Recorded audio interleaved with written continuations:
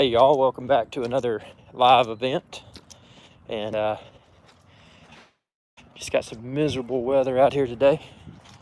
It's wet and nasty. And just getting some. We're gonna get reconnected. Yeah. It is JJ LeCoute.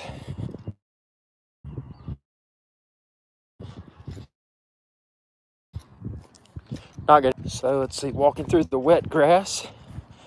It's raining out here. The sky is very cloudy and dark, and there's rain falling. Because I don't really have any hair, it doesn't matter. It'll dry off. Oh, we got Subby Plays. Welcome aboard, Subby Plays. Hope you're well today. Getting some good YouTube live time in. Everybody that's there, remember, super chat, super sticker. Oh yeah.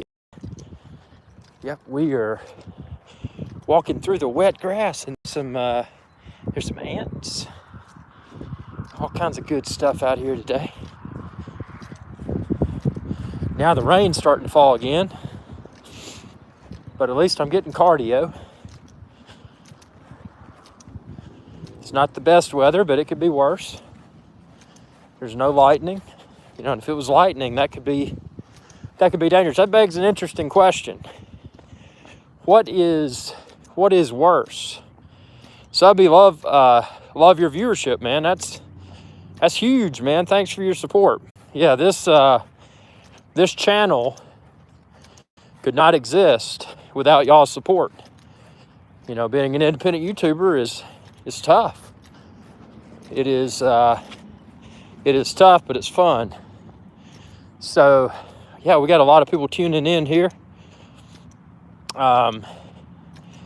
It is wet. It is chilly. It is dirty. It's muddy out here. And then everything around us is vicious. But the good thing is that we keep our social distance, remain vigilant about that, and hopefully all this stuff will go away. I hope, because it's getting old. It's getting old. But again, don't let impatience encourage you to make poor decisions. And that's what I've seen so many people fall victim to, is they get impatient, and then those are the people that you see in your big box retailer buying non-essentials, and they're prolonging the problem. And it's disappointing, man. It's disappointing. But yeah, it's wet out here. It's chilly. It's cloudy. The sky is gray. Look at this. Gray sky. Gray hair. Yep, it is miserable. But you got to get out and get exercise. You don't have to get around any people, avoid people. But get out and get exercise, because if you don't, well, the rain is super bad. Oh man, it is mean, it is nasty, it's vicious. Look at all that rain right there on that gutter. Man. Yeah, it is bad, man. That's a good thing, just getting out and getting fresh air. And even if it is raining and even if it is cold, I mean, if you get out and move around, because what a lot of people don't realize is that if you're, and I'm a very active person. I mean, I'm always hiking, always obviously not going to the gym because the gyms are closed, but trying to proactively do everything that I can to to try to stay in shape. I mean, I eat and and drink whatever I want to. But the reason I do that and can do that is because, you know, I work out super hardcore. The only thing I can do is watch your videos. Oh man, that's a huge compliment. Dude, that's important because, you know, there's a lot of YouTube channels out there, and a lot of them are a lot larger than mine, but, you know, that's cool that that's all you watch are my videos. That means a lot, man. So I'm going to keep them coming, you know. It looks like they cut the grass out here today. Look at this. Nice and groomed. I smell cut grass. Whew. Now I'll probably get allergies and, you know, and big questioning, is it the COVID, man? Is it the COVID? I hope not. But, yeah, man, just, you know, keeping things real here. We got all kinds of adventures coming. Now the big adventures, I have a channel too, but it's not that good. Hey man, don't say your channel's not good. I'll subscribe to it once I get off of mobile. It's hard to jump out of this and subscribe, but yeah, don't say your channel's not good.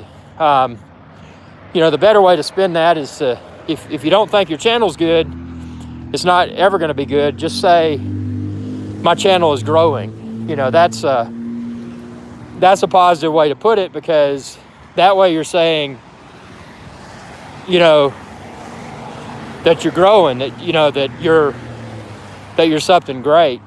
Don't say you're not good, because if you say it's not good, it's never going to be good. And don't say it's too good, because, you know, then you'll probably get arrogant and fail, you know.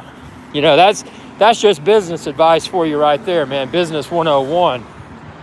You know, just how to spin things and how to convey opinions, you know. You don't have to do anything, but look at this, man. It's raining out here. We got water everywhere. Yeah, you don't have to do anything, but, you know, I found 19 subs, man. Hey, Josh says /Irix guy. You got you, Josh. Thanks, man. You know, 19 subs is a start, and I started at 0, and it's still not, you know, I mean, I put years of effort into this channel so far. So, you know, don't expect thousands of subscribers overnight.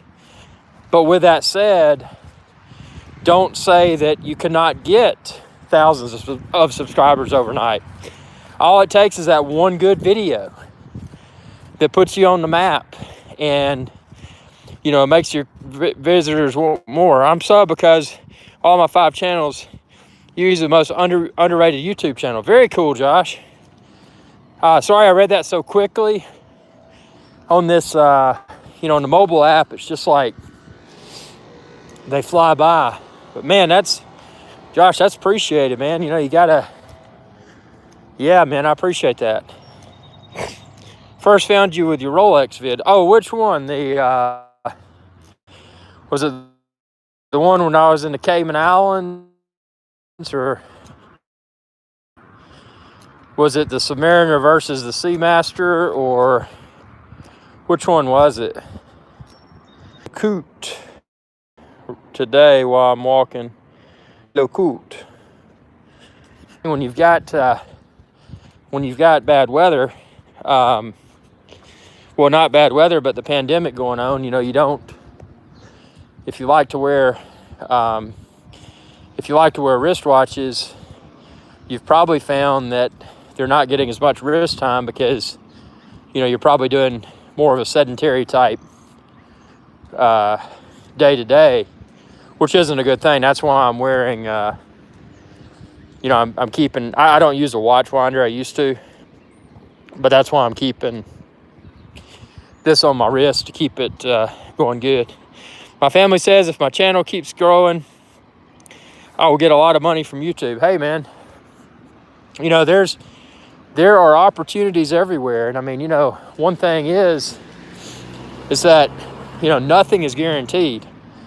And I say that, out of experience. I mean, one thing that I encourage everyone to do, and I've fallen victim to this, but one thing I encourage everyone to do is have multiple pursuits, because, the old saying, if you put all your eggs in one basket, hey, it may be the best basket out there and it may continue to be the best.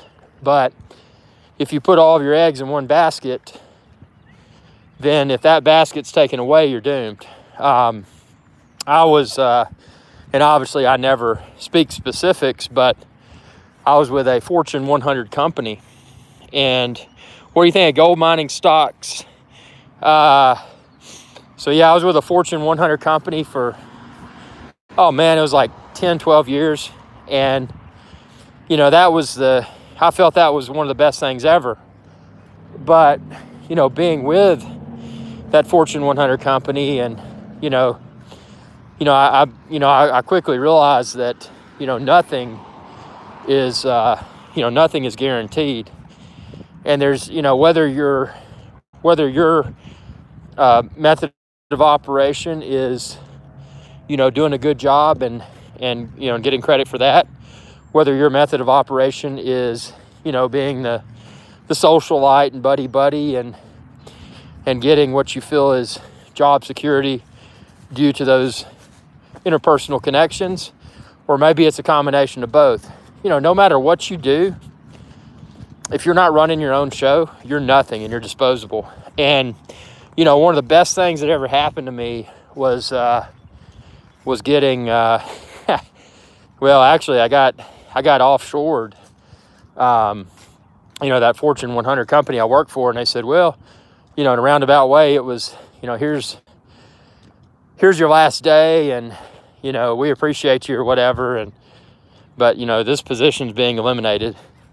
And there were a few thousand others that were eliminated for this company as well. I won't drop the company's name. That's irrelevant. But yeah, it was a good opportunity, because I got cut out of that, and I've never looked back.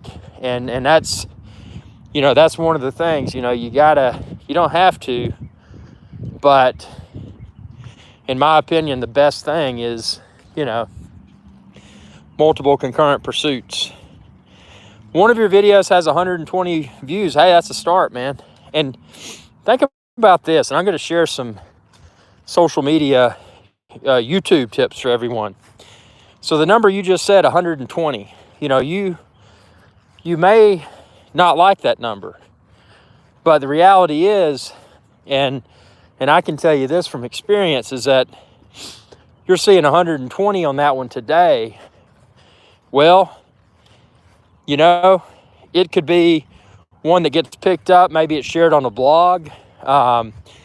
Maybe there's a certain keyword in there or something that's said. Something you may not realize that what you say within YouTube videos, YouTube automatically creates a transcript. And it's usually pretty accurate. And if you're bored of playing video games, Hybrid Life, Irix Guy live stream. Oh yeah, this is Irix Guy live. Walking through the field, man. Walking through the field in the gloomy and doomy weather, trying to escape COVID. And I am. I mean, I'm staying away from everyone. I don't want to be around anyone, and I just don't want that. Hybrid Life, dude, your channel's amazing. Deeply appreciate it, man. Check out this trick. Look, whoa. That sky there, man, it's gray, it's nasty. Oh, man. Yeah. Appreciate it. Thanks for your viewership. Yeah, so what I was saying is that there's so many ways videos can be picked up. So, if you speak, not all videos will have spoken parts, but if they do, everything that's said during that video, in essence, in a roundabout way, becomes a keyword. And the reason is that, it's generating a transcript, rather. So, do everything you can to amplify, or to enhance, rather, your video's discoverability. And remember, there's power in numbers, meaning that, let me just give y'all an easy example here. So let's say I've got a new YouTube channel and I've got 10 videos, and let's just insert topics here. So one of them is how to replace a lawnmower blade. Oh, Vizio TV is still broken, and I've got some updates coming for that. Actually, let's talk about that in a second. So you got 10 videos. You got how to replace a lawnmower blade, how to replace a shower drain, how to fix a broken dishwasher, how to plan a wedding, first time riding the whatever roller coaster, first time visiting whatever. You know, get a variety. You know, tutorial content is what's often referred to as greenfield. I mean, people are probably always going to have a clogged toilet. People are probably going to always have a dishwasher or other appliance that fails. And people are probably always going to try to save money and DIY, do it yourself.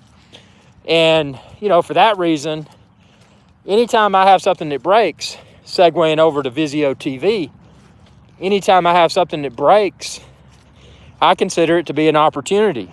You know, segueing over to your Vizio TV comment, this is my first Vizio TV, and I got it because it was 4K. The previous TV that I had in my studio was probably 15 years old. It was 1080, and it needed an upgrade. The Vizio was 40 inches. The Vizio was super affordable. The Vizio was the largest TV that I could fit in the tiny space in the corner of my studio. So I got the Vizio.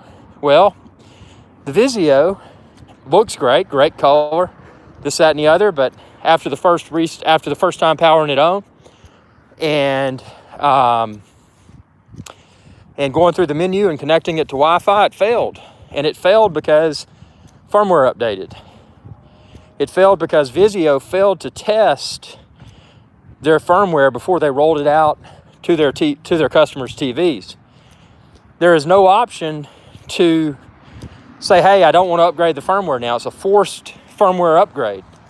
Assuming that your Vizio TV is connected to the internet, it's going to force the firmware upgrade. Well, when the firmware that it's forced to download is broken, well, what happens is, then it breaks it. So in the case of the Vizio, what happened to me is that as soon as I connected it to the Wi-Fi and registered it, it downloaded firmware and bricked it. The workaround I found, and this is thanks to a lot of my viewers, was to do a factory reset, which I did. But after doing the factory reset and restarting, never connecting it to Wi-Fi. Because after factory reset, if connected to Wi-Fi, it would automatically download the firmware again, and then it would brick the TV again. So, by not connecting it to Wi-Fi after the factory reset, I was able to temporarily suspend firmware updates because there's no internet for it to download firmware from. So that's my temporary workaround. Also, I use Amazon Fire Stick 4K. It has a controller, a remote control. The TV is CEC compatible, meaning that my Fire Stick's controller can also power the TV on and off, as well as control the volume. So what I've done is switch to exclusively using my Fire Stick 4K for the smart TV piece. I have not used any of the Vizio smart TV functionality. Now, I'd like to in the future, because one of the reasons I purchased the Vizio, aside from the outstanding picture quality and and price was it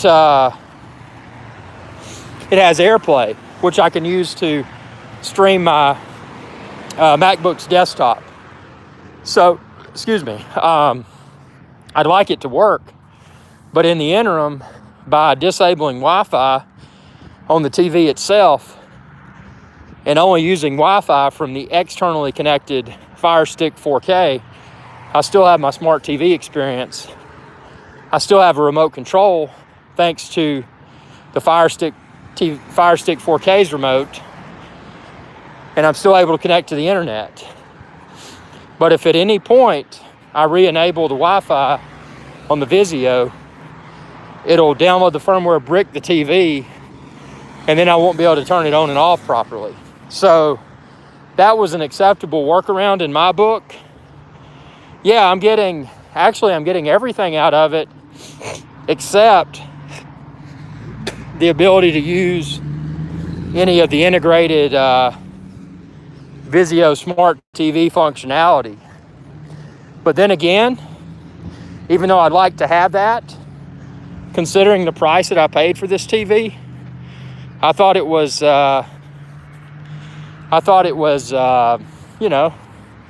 it's still, yeah, I shouldn't have paid for something that I don't get full functionality from. But since on all my other TVs, I use Fire Stick 4K exclusively, so it's not a big deal. I think if Vizio can't fix their firmware, I think what they should do is offer people a refund, at least a partial refund. Be like, hey, we realize we're sorry, people. We're sorry, business. We didn't quality test. Your TV is bricked. But if you want to continue using it, here's blah, blah, blah. I think that would be a nice gesture. At a minimum, I would hope that Vizio's support would respond to my various YouTube posts that I've also tweeted to them, that I've also sent to them by way of Facebook, and have not received a response. No, man, the Volkswagen I had was nice, but it encountered catastrophic electronics issues. Check out my videos. I've got a whole playlist full of them. Long story short, ended up getting rid of it. I had the opportunity to get another Volkswagen, and then I looked and I'm like, you know what? This is unacceptable quality control. Yeah, it was a great vehicle, man. I got great gas mileage. It was comfortable to drive, had a lot of leg room. So it's like, am I going to get another VW, or what are my options?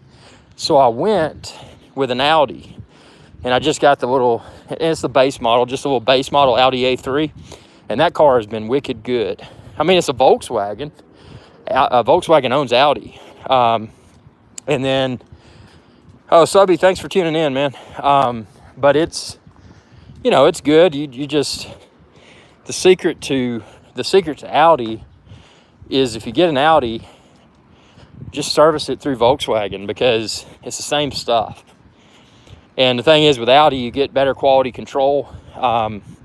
At least with mine, it was assembled entirely in not in Germany, but somewhere in Europe. I think it was Hungary or somewhere. But it's quality.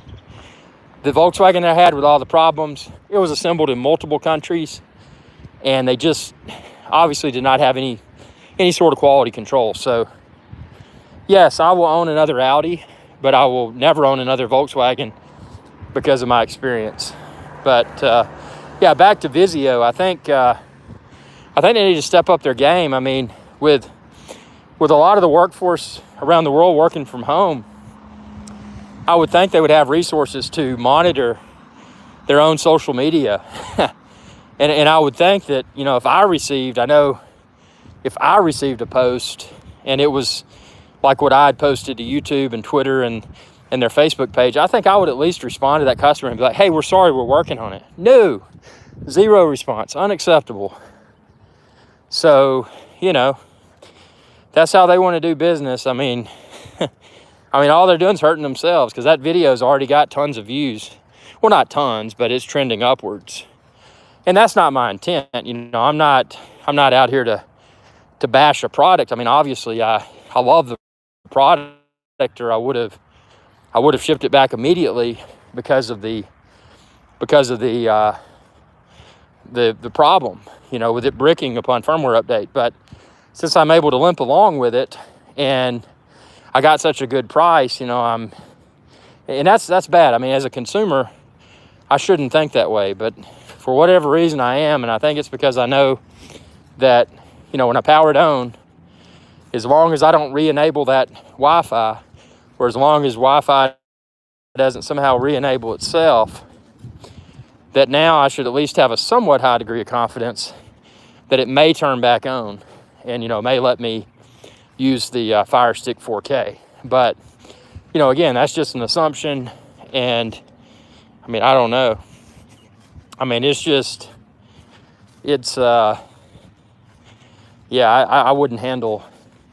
would not handle customer service the way they did. And that's upsetting to, I don't know. But the picture quality's, 40-inch 4K. The blacks are very black. It's just super sharp. Actually, I added and this is really funny, added a Vizio soundbar to it with a wireless subwoofer. And I'll be posting a video on that. That thing works great. I plugged it in. I'm like, man, I'm getting this kind of sound out of such an inexpensive soundbar and wireless subwoofer. And and I've got the video I'll be posting this evening, how to wall mount a soundbar. So, that's coming. Yeah, your video on that, I appreciate it, man. Yeah, I hope it is. It's, man, this rain's coming down, man. I'm getting wet. It's getting kind of chilly out here. But it feels good to stretch the feet, stretch the legs. It really does. But yeah, it's, you just gotta, back to the YouTube gig, man, you just gotta keep marching forward. And that's the toughest thing. If you get started, really all you need to do is get started, get a few videos that trend upwards. Always do what's called your call for action. So if you don't have a marketing background, what a call for action is, if you watch my videos or any other videos, call for action is basically you just say, hey, be sure to subscribe, and when you do, ring that bell icon to be notified whenever I post another video. I'm a student, so now going to do fitness vids and how to get med school as well. Oh, those are good ideas. Yeah, I have an Instagram too. I have an Instagram and Facebook, but I will tell you, man, Facebook, that also owns Instagram, has rubbed me the wrong way. Facebook, and I don't know why, but my website is not accessible from Facebook. I have emailed Facebook. I have complained. I have posted highly opinionated videos about Facebook. And if there's a link, I was in the Marines after high school before undergrad, could do some military vids as well. That's a good idea. But yeah, they still disallow, if I post irixguy.com on Facebook or Instagram, it blocks it. And they have not provided an explanation. I don't know how or why my website has been flagged. But for that reason, man, and I've always liked YouTube the most. But for that reason, I've pretty much, I casually use Facebook and casually use Instagram, but the bulk of my content is obviously YouTube because of the videos, but the bulk of my publicizing the videos comes from, well, number one, from subscribers that are sharing. Number two, from, I wouldn't say number two, but, with Twitter, Twitter's a cool tool for, helping with discoverability. People see the hashtags. I found Twitter to be a great tool. If I'm doing a product review or a product unboxing, using Twitter to, what's your best advice to grow a channel? I remember when you had under 10,000 subscribers, and this year it's really been gaining. Well, the best advice to grow a channel. So here's the thing. And this is Everybody's got their own opinion. I'll give you my opinion. And my opinion is based upon trial and error. You know, most everything I do is based upon trial and error. You know, I try it. Okay. Does it work well? Could it work better? How do I tweak it? You've got a Maine Coon cat. That's awesome, man.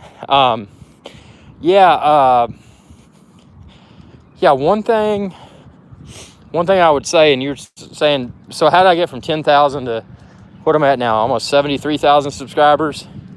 The biggest thing is think about content that, you know, number one, you're familiar with, or think about content that maybe you're somewhat familiar with, but you want to learn more. And a good example as it relates to my channel was drones. You know, when I started with drones, didn't know anything about them. I was a somewhat late adopter. I got the Phantom 2 after the Phantom 1 had been out for quite some time, but I couldn't fathom spending that much money, you know, not realizing how high quality DJI drones are. But before I'd ever touched one, you know, my uncertainty surrounding, you know, spending that amount of money for something that was going to take off, potentially fly away or crash. You know, it could have been a, you know, one time in the air, crash and done kind of thing, crash and burn. So that was a risk I took. But I would say that risk, you know, stepping outside of my hobbyist comfort zone and somewhat stepping outside of my hobby financial comfort zone. I mean, I saved for a few months to get that first drone, but it's one of the best decisions I ever made because, you know, I was able to hit it hard with drones while they were still in their infancy, but I felt that I was able to do it in a way that was honest. You know, I'm not being sent drones for free. I'm not promoting whatever company's drones. I'm a guy that bought a drone and took it out in the field and shared with you what it does. Does it do it well? Does it do it poorly? Does it do it kind of in the middle? And unbiased, there you go. And I think due to the newness and the rapidly accelerating popularity of drones, I feel that drones played a very vital role in the in my initial growth. You know, like you were saying, going from around 10,000 subscribers to over 70,000 now. What I've got to do now, because drones are great, but what I've got to do now, I mean by that is to identify the next drone. I think of with all the different content helps attract viewers. Yeah, all the different content, that does. If you're too targeted, and you brought up an excellent point there. If your channel is too targeted, number one, you're going to lose the desire to create more videos. And if you don't lose the desire to create more videos, you're probably going to run out of ideas. Because if your channel is too targeted, then you're probably going to run out of ideas, and then you're going to experience what's referred to as YouTube content creator burnout. You know, you're going to, you know, and being active to grow, you know, interacting with your audience, doing live shows, responding to comments, all of this is part of the growth formula. So, you know, there's a lot of components that, you know, anyone wishing to grow their YouTube success need to take into consideration. And again, you know, diversification, and, you know, in my case, something, and again, the screen name that I had, Irix Guy, that's just gibberish. It sounded nerdy, it sounded unique. But I expanded upon that in the early days of YouTube, when YouTube allowed you to expand the name of your channel. So I took it from Irix Guy to Irix Guy's Adventure Channel. And the reason I chose adventure is that adventure is very open-ended. Adventure is exciting. Adventure at times can be scary, it can be frustrating. But by making it an adventure channel, I'm always able to find an adventure in something. You know, whether it's tutorial, unboxing, how-to, product demonstration like drones, or travel tutorials, travel videos, backpacking. Anything could be an adventure. So I mean, it's just a matter of, it's, and I'll be frank with y'all, I hate marketing. I've never enjoyed marketing, because ultimately marketing is fake. And I don't like the marketing types that are, hey, nice shoes, buddy, or hey, nice haircut, you're looking sharp, all those types of words. I've never been a fan of that. It's sales talk, it's whatever.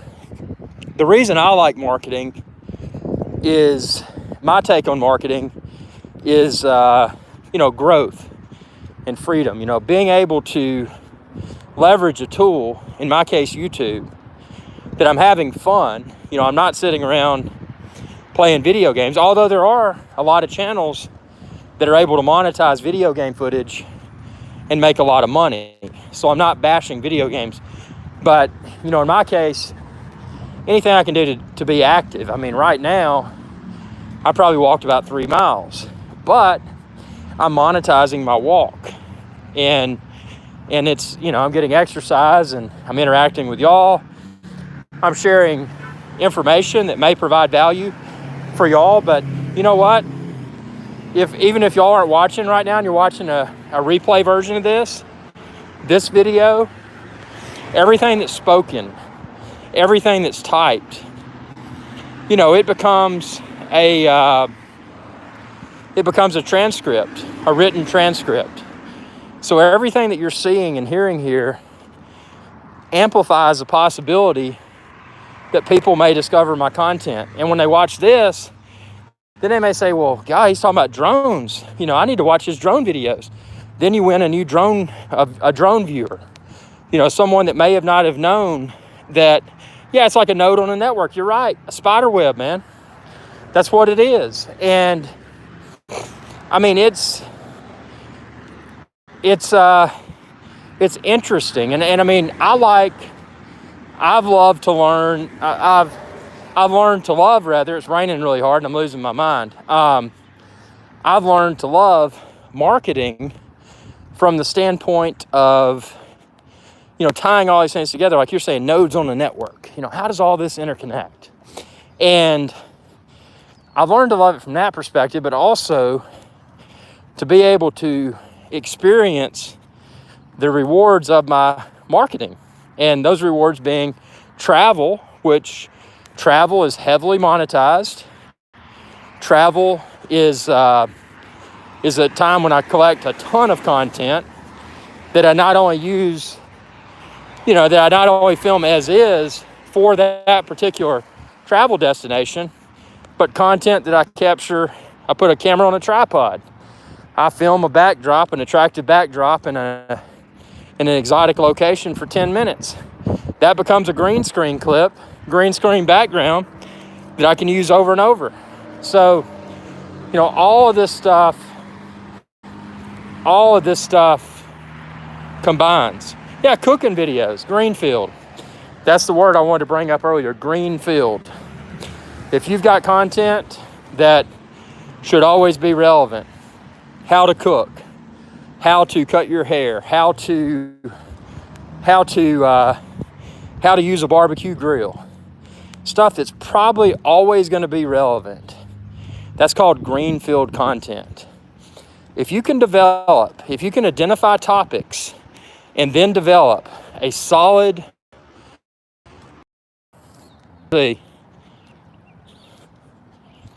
green screen. When you go to that page, on my green page, you'll see my computer, my cameras, my microphones, everything.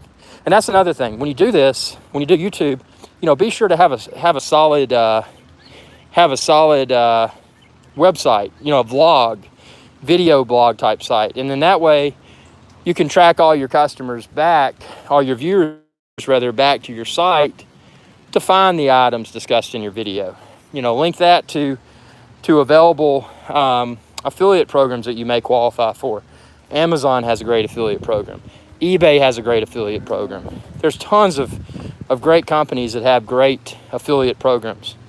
Also, it enhances your discoverability because people that may not have found you on YouTube may have been searching on Google and they may have stumbled upon your website, and then your website may link them back to your YouTube page, your YouTube channel, cross-pollination. So anything that you can do to cross-pollinate your content and better enhance discoverability is huge. So, you know, these are just a few tips. You know, I'm not an expert with this. I'm learning every day. But, you know, it's a huge opportunity. And, you know, I hope that answered your question about, you know, the best way to get from 10,000 subscribers to, you know, to 70,000 or so. I mean, it takes time, man. And then the other thing that I didn't mention is quantity. And, you know, I'm not just saying upload a bunch of junk, but what I'm saying is that quantity helps with discoverability. Because if you're going out to fish, if you're going out in the lake and there's only 10 fish out there, the chances of finding those are pretty slim. But if you go out in the lake and there's 10,000 fish, you know, it makes it a little bit easier to catch fish. Yeah, Brad says Tiny Earth. Stay tuned for that. I've done a few videos, but I need to revisit that one, Brad. It's a really cool feature. I'm trying to think of off the top of my head one of the videos where I did the tiny. I think it's not Slingshot. Search my channel for intelligent flight modes, and one of those I demonstrated the tiny planet. But yeah, there's so many ways to approach this, and it's it's really a matter of how you choose to do it. But you know, anything you can choose to do to better improve the possibility that people may stumble upon your content is a positive.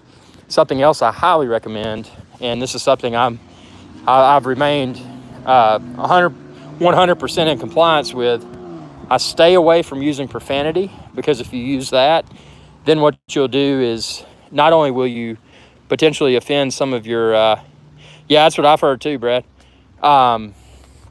is, you know, if you use profanity, you may potentially offend some of your viewership, but more importantly, if you use profanity, you may make yourself not advertiser friendly, which means, well, you know, if advertisers don't want to advertise with you because you're cursing, if you're cursing within videos, that's not providing financial value for you. You know, you're cursing, and you're cursing yourself. Hey, Subby, thanks for tuning in, man. So with that being said, you know, keep that in mind. Also, controversial topics. Controversial topics can create conversation. Controversial topics can create buzz and enhance your discoverability. But if there's a controversial topic that's ever posted on your YouTube channel, you know, remain neutral. You know, don't side with one side or the other. You know, post your content, but keep yourself neutral and just let the people hash it out with one another. You know, conflict creates conversation, and, you know, as long as you're not appearing to be on one side of the fence or the other, I mean, all you did is present an idea, and then other people are discussing it. You know, you're not taking a side. You know, you're remaining disconnected from the conversations. But because you posted the video and it stirred up a lot of conversation, hey, those are views. Those people may be subscribing to your channel, but the main thing is it's creating views, which is getting your channel noticed. I mean, God, there's interest in that. What's going on, you know? And that's that's a good thing. Now, I try to stay away from conflict as much as possible, because, you know, that's not my growth formula. You know, I'm not a media outlet.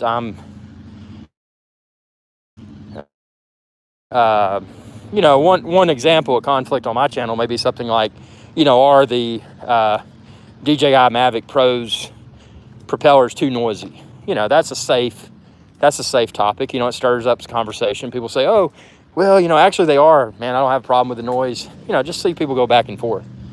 And, you know, it's trying to think of the best way to put all of this. It is, what's the word for it? Just use your own judgment. But always, if you have to hesitate and say, should I post that? The best thing to do is not to do it, because if you're hesitating, there's a good possibility that it's probably not a good thing to post. So, what I always keep in mind to my channel is keep it clean, keep it, keep it somewhat unexpected, but keep certain topics that'll be expected, such as drones. The Mavic Air 2 coming out next week. I think the expectation from my viewers is that, yes, he will be unboxing it as soon as possible. And yes, as soon as Mavic Air 2 releases, that I'll be able to order Mavic Air 2 and accessories from irixguy.com or epicdroneshow.com. Set those expectations. And, I know that's an expectation that I've clearly set for my channel. Anytime a new drone comes out that's decent, yeah, I'll be unboxing and reviewing it. And you'll also be able to find it on my website. So other expectations, travel, that's right now with the pandemic, that's temporarily hampered. But like with anything else, you got to roll with what's there. And I mean, this unexpected pandemic challenge is not necessarily a problem. It's an opportunity to do things like this. Like, this is an innovative approach that I've added, walking through a grassy field, getting exercise, talking, sharing knowledge, being productive. The Lego Master, welcome aboard, man. Good to see you again. But yeah, these types of videos have been prompted by the pandemic. So, find creative ways to enjoying some natty lights, I hope. Well, actually, right now I'm not. I'm walking, getting some cardio. But yeah, that is the most classy drink, man. Natty Light. And the Natty Daddies are good, and the Natty Ice. But yeah, right now I'm just trying to work on this gut. So, yeah. So, any unexpected challenges that occur, such as a pandemic, there's ways to use that to your advantage. And again, this video series right here, just walking around and rambling about whatever y'all want me to ramble about, is an example of that, while keeping it free of profanity and keeping, even though there may be opinions, keeping myself constantly politically distant, and anything that may be perceived as controversial, not expressing an opinion strongly one way or the other. So that's, those are some more tips. And I mean, it's, yeah,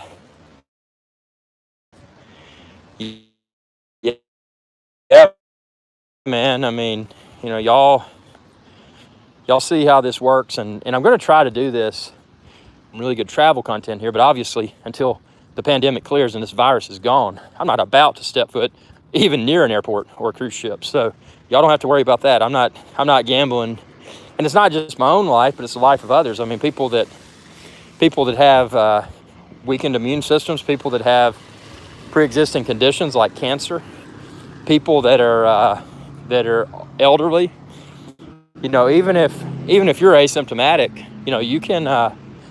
you can severely impact the lives of others if not, cause them to die if they contract the virus. And I know, it's a highly political thing. There's a lot of people that feel that the pandemic is politically created, and although I agree with that somewhat, I still don't deny the fact, because I do have a lot of friends that are that are part of the medical community that have treated these people and have seen these people die.